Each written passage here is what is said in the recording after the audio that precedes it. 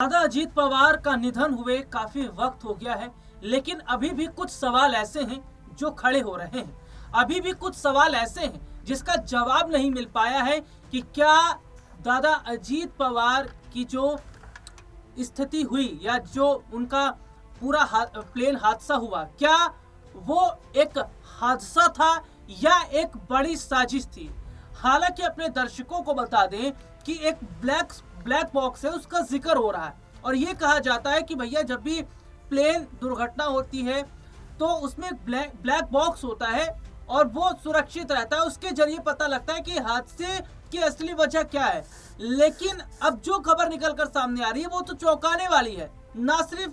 Black box के नष्ट होने की बात हो रही है, बल्कि अब ये कहा जा रहा है कि क्या दादा अजीत पवार का जो निधन हुआ उसके पीछे एक बड़ी साजिश थी, राजनीतिक साजिश थी। आज इसी मुद्दे पर हम बात करेंगे। बातचीत करने के लिए हमारे साथ हमारे खास सहयोगी अमन सर इस वक्त मौजूद है। सर बहुत बहुत स्वागत है इस प्रोग्राम में आपका। जी शुक्रिया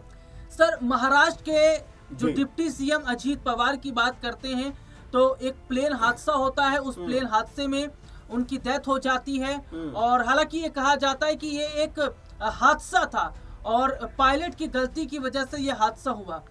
लेकिन जिस ब्लैक बॉक्स का जिक्र किया जा रहा है, ये कहा जा रहा है कि छानबीन काफी समय से हो रही है, लेकिन अब ब्लैक बॉक्स के ही नष्ट होने की बात हो रही है। और अजीत पवार के जो बेटे हैं वो ये कह रहे हैं कि इस मामले में एक बड़ी जांच होनी चाहिए कि क्या ये हादसा था, इसे हादसा देने का जो पूरा रूप है वो तैयार किया जा रहा है। देखिए बिल्कुल राहुल जी, क्योंकि अगर हम अजीत पवार की बात करें तो जाहिर बात है कि एक बड़ा मान सम्मान महाराष्ट्र की राजनीति में अजीत दादा का हुआ करता था। हर वर्ग के लोग उनको बहुत प्यार करते थे और जब उनका अंतिम संस्कार हो रहा था, यानी कि जब अंतिम विदाई दी जा रही थी राहुल जी, तो आपने भी देखा होगा और तमाम दर्शकों ने देखा होगा कि उस समय एक भारी भीड़ वहां पर उमड़ी हुई थी, हुजूम वहां पर उमड़ा हुआ था और जो हर एक की आंख में आपने आंसू देखे होंगे। उनके दोनों बेटे पार्थ पवार और जय पवार हाथ जोड़कर तमाम लोगों का एक तरीके से शुक्रिया अदा करते हुए नजर आ रहे थे। और उस वक्त भी अगर आपको याद हो, पश्चिम बंगाल की मुख्यमंत्री ममता बनर्जी ने कहा था कि ये जो मामला सामने आया, यानी कि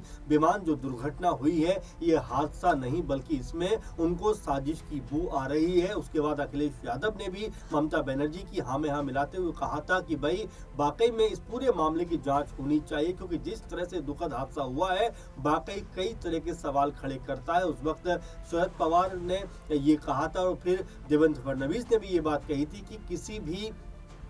इंसान को ऐसे हादसे में कोई भी सवाल खड़ा करने का हक नहीं है। ये हादसा है और इसको लेकर किसी भी संदेह की स्थिति नहीं बनाई जानी चाहिए। ये बात देवेंद्र फडणवीस मुख्यमंत्री महाराष्ट्र ने कही थी। लेकिन अब अगर राहुल जी आप देखेंगे तो इस पूरे मामले के ऊपर जिस तरह जांच होती हुई दिखाई पड़ी, कभी ये कहा गया कि जो पायलट था वो नशे में नशा किया करता था, वो हो सकता नशे में हो इसलिए ठीक तरीके से वो लैंड नहीं कर पाया और ये हादसा हो गया। फिर इसके बाद ये कहा गया कि भाई जो ब्लैक बॉक्स होता है जिसमें तमाम सूचनाएं अंतिम वक्त की दर्ज हो जाती है, रिकॉर्ड हो जाती है, वो ही नष्ट हो गया है। और ये नष्ट होने के बाद अब तमाम तरह के जो बयान हैं वो यहाँ पर निकल कर सामने आ रहे हैं। रोहित पवार ने, जो भतीजे हैं अजीत पवार दादा के, वो भी इस बात को लेकर कहीं ना कहीं संदेह पैदा कर रहे हैं कि जो हादसा हुआ ये हादसा नहीं बल्कि साजिशन किसी न किसी के जरिए ये करवाया गया है, ये कहते हुए नजर आए। इसके अलावा आप देखेंगे जय पवार जो अजीत पवार के बेटे हैं, वो कल ये बात कहते हुए नजर आए कि जिस तरीके से लोगों के मन में शक और शुबा निकल के सामने आते हैं और जिस तरह से ये कहा जा रहा है कि भाई जो ब्लैक बॉक्स है वो जल चुका है, नष्ट हो चुका है, खत्म हो चुका है, ये बात गले से नहीं उतर रही। और इस बात को लेकर अब संदेह जो है वो अपने चरम सीमा पर पहुंचता हुआ दिखाई पड़ता है और वो ये अपील भी करते हैं अपनी सरकार से, क्योंकि अजीत दादा का समर्थन बीजेपी को है। वो कहते हैं कि भाई मेरे पिता जय पवार है, कहते हैं कि मेरे पिता का जिस तरह से देहांत हुआ, निधन हुआ है हादसे में, उसकी जांच होनी चाहिए कि कहीं इसमें कोई शक और शुबा तो नहीं है और जो भी जिम्मेदार लोग हों उनको कड़ी सजा मिलनी चाहिए। और मैं दरअसल एक खबर की तरफ जो है वो दर्शकों का ध्यान करना चाहूंगा, क्योंकि देखिए जय पवार की अगर मैं बात करता हूं तो उनका एक पोस्ट आया है। पोस्ट में देखिए क्या कह रहे हैं जय पवार ने सोशल मीडिया पोस्ट में कहा, ब्लैक बॉक्स को इतनी आसानी से नष्ट नहीं किया जा सकता। महाराष्ट्र के लोगों को दुर्घटना की पारदर्शी और पूरी सच्चाई जानने का अधिकार है। वीएसआर एविएशन पर प्रतिबंध लगाने की मांग करते हुए उन्होंने आगे कहा, विमानन कंपनी की गंभीर चूक की आशंका और अनियमितताओं की विस्तृत एवं निष्पक्ष जांच की जानी चाहिए। उनका यह बयान महाराष्ट्र के उप मुख्यमंत्री सुनेत्रा पवार और एनसीपी नेताओं द्वारा मुख्यमंत्री देवेंद्र फडणवीस से मुलाकात और विमान दुर्घटना की केंद्रीय जांच ब्यूरो यानी सीबीआई से जांच कराने की मांग के एक दिन बाद सामने आया है। सर, जैसे कि पोस्ट जय पवार ने किया है और पोस्ट में वो साफ तौर पर ये कह रहे हैं कि ब्लैक बॉक्स इतनी आसानी से नष्ट नहीं हो सकता। भले ही पूरे विमान के टुकड़े टुकड़े हो जाए, पूरा विमान जलकर खाक हो जाए, लेकिन ब्लैक बॉक्स जो बनाया जाता है उसको इतनी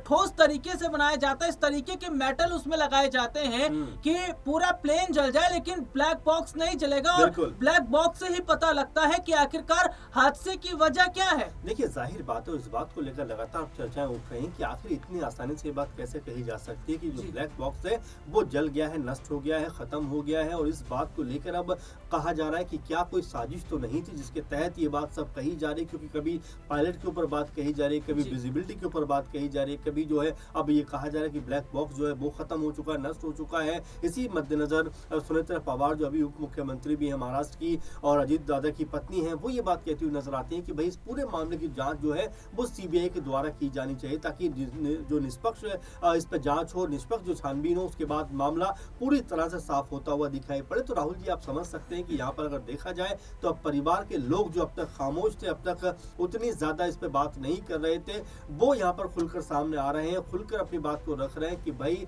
जिस तरीके से ये विमान दुर्घटनाग्रस्त हुआ है, हादसे का शिकार हुआ है, तो क्या वाकई में कोई तकनीकी चूक थी या साजिशन इस घटना को अंजाम दिया गया है। क्योंकि डे वन से जैसा हम बात कर रहे शुरू में, ममता बनर्जी जैसी बड़ी कद की नेता, वेस्ट बंगाल की मुख्यमंत्री, इस बात को लेकर संदेह पैदा कर रही थी, बता रही थी कि भाई इस तरह से अगर ये हादसा हुआ है तो हो सकता है कि इसके पीछे कोई साजिश हो। तो यहाँ पर जिस तरह से परिवार के लोग, चाहे रोहित पवार की बात करें, चाहे